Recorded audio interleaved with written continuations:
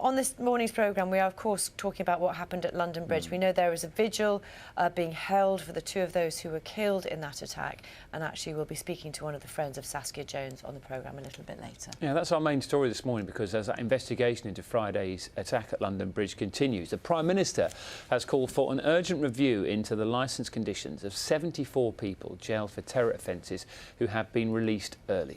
So what kind of things will the police be looking for? Let's speak to Allan Burnett, a former counter-terrorism officer for Scotland. He joins us now from London Bridge. Morning to you. Thanks very much indeed for joining us.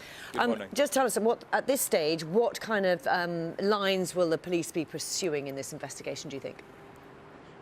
Well, I'm down on London Bridge at the moment, and I would say that the initial forensic examination of the scene is nearing completion. But the main thing will really be, is this person a lone wolf, or was he acting with others? And, you know, that can't be dismissed by the police. So it'll be a close look at all his associates, the houses he's been in, any vehicles that he had access to.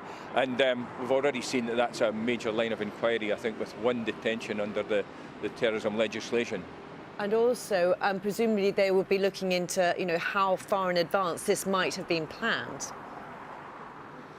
Well, that'll be absolutely... Every detail of his movements in recent times will be the subject of detailed inquiry, but with a particular focus on any associates that there may have been. They'll need to eliminate that from the inquiry, or otherwise as soon as possible. OK, we do know, of course, that he was under licence, so what kind of conditions might he have had to abide by? Well, I understand that he was staying in bail accommodation, which is really the first thing. He'll have been subject to some kind of de-radicalisation programme.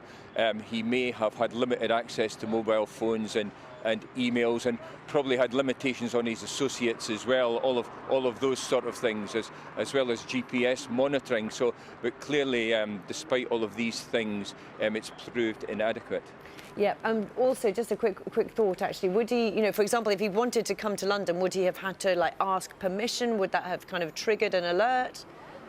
Well, I presume so. One of the tragic things about all of this is that, you know, he had a very good reason to be down, you know, right next to London Bridge in Fishmongers Hall, and again, for a very legitimate purpose, he was down here, and obviously that gave him opportunity he might not otherwise have had.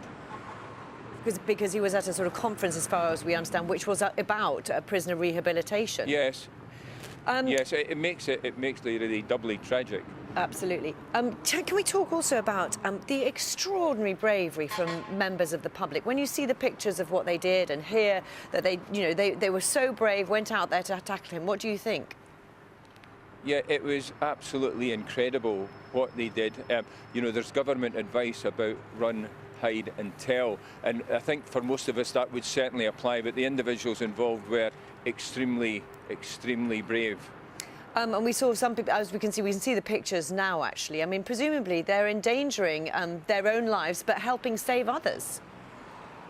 Well, I think, you know, we sometimes think that a knife is not as deadly as firearms or explosives, but we've already had many incidents where that's proved not to be the case, and to pursue a man with a large knife is extremely courageous. Tell us also about the police reaction, because they seem to be there, you know, within not a long, you know, a short amount of time, weren't they? They were there quickly.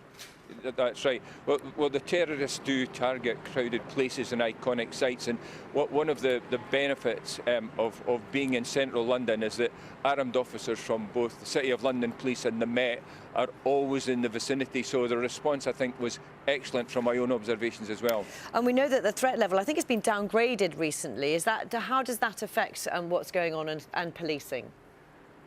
Well, I think, you know, the threat level is something that's under continuous review from the Joint Terrorism Committee, and which is an independent organisation. And I think properly they lowered it, because there has to be some room. You know, they moved it down to substantial from severe, but I think that people make their own assessment after an incident like this, and quite rightly, you know, businesses and people have taken their own precautions in light of it, but obviously it'll be under review today. And it is hard for people who are, you know, in London Bridge. That this is the second attack in the same place, isn't it? Well, very regrettably, yes. OK, well, listen, Allan Burnett, thank you very much, a former counter-terrorism officer. Thanks for some of your insight this morning. Thank you. Thank you.